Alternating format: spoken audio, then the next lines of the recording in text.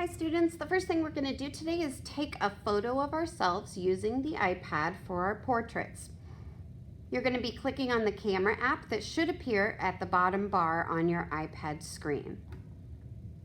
I like to turn the iPad so that it's vertical, that means up and down, and keep the iPad button here at the bottom of the screen. Now in mine today you're going to see the iPad that I'm recording with and the one that I am using for my photos. So that'll be in our background.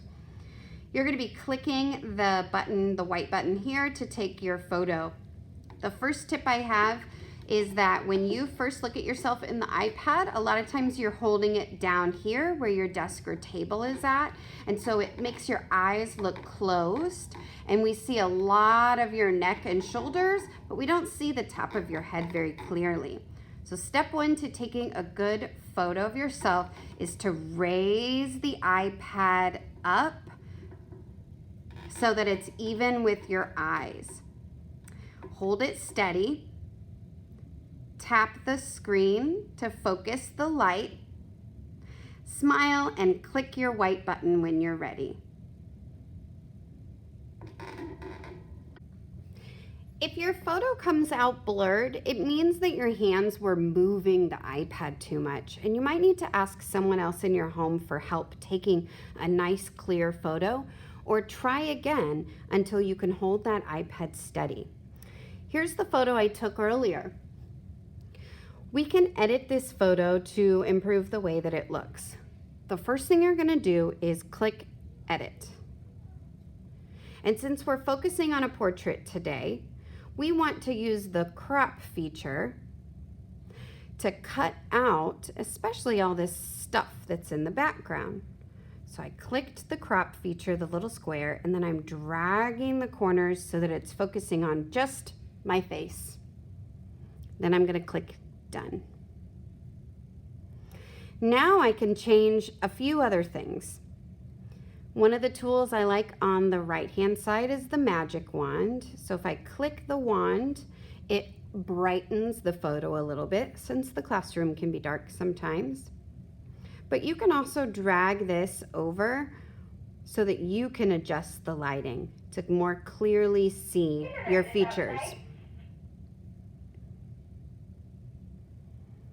The next feature that I like to use sometimes is the exposure. And so if you click the plus minus button, it's either going to let more light into the photo, so it's nice to brighten that up to see details in the eyes, or you can darken it. Typically when we're drawing our faces, we want to see things nice and bright and clear. So I like to brighten it up a little bit. And the last thing that sometimes I like to play with are the filters. So that's the three little circles there, and you can play with what kind of lighting or colors your photo is going to have. When you're drawing with a pencil, it's sometimes nice to look at the black and white version of the drawing, because you'll be able to see what areas you should press harder on your pencil or press lighter for lighter values. Once you have your photo edited the way that you'd like, I want you to use your materials at home to draw a picture of what you see. So today you're focusing on your eyes, your nose, and your mouth.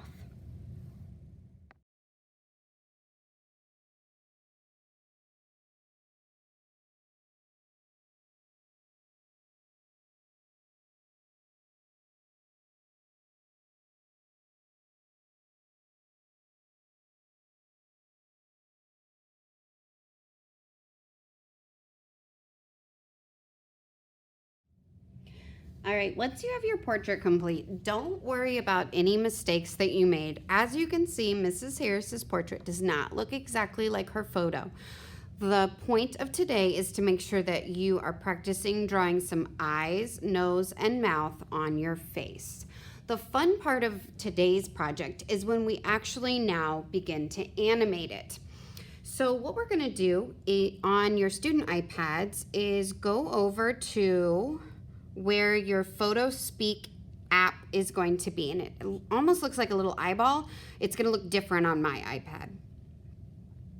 On your PhotoSpeak app, oh look, there's another artwork done by Ruby. Let me get out of here. On your PhotoSpeak app, you're going to go down and click on the little person and the camera. And then you're going to take a photo of your drawing.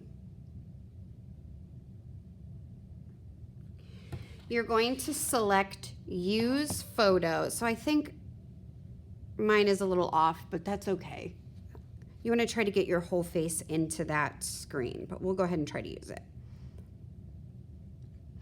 All right, now the app tries to select the eyes and the mouth, but you need to do a little bit of adjusting. So we're going to click one of the eyes down here at the bottom. Use these buttons to either enlarge it or move it around or make it smaller, and just try to make it match up as best you can. Okay, then we're going to click on the other eye and do the same thing. All right, and then on the smile, these edge green dots, they need to go to the edge of your mouth. Okay, and then the one in the middle, it just needs to go kind of to the middle of your mouth. It's not going to be perfect. If you drew teeth, kind of make it under where those top row of teeth are. Okay, this is the part that's going to get tricky to video. So you're going to hear two sets of sound. The app will start recording and playing back what I'm saying. So we're going to click the check mark, and it's already started animating me, and it looks pretty good. What you want to do is go down here to the little camera button and click record.